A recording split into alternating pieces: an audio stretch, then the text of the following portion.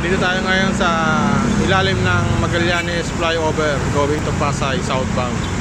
May nasiraan na trailer dito. Tingnan natin kung anong itutulong natin.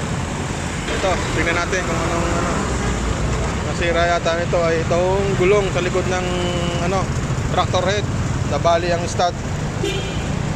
May nag-adjust na dito kanina yung private towing, parang naganap ng pyesa para mapalitan to. Pasamantala dito muna, tulungan muna natin na mag-assist ng traffic habang naantay sila kung ano magagawa natin dito pagdating, kasi hindi pwedeng hilahin dahil walang ang gulong, nakaano lang siya, nakatukod lang yung container van. Yan, yun lang ang suporta niya. Yan, hindi pwedeng tanggalin ang ulo para palitan ng ulo din ng tractor head. Mamaya darating na, parating na, bumili ng pyesa, pagtan yung stud tsaka yung hub ng gulong. Ito,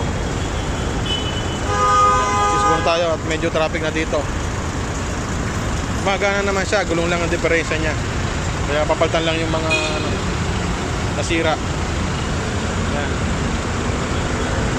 Maraming salamat.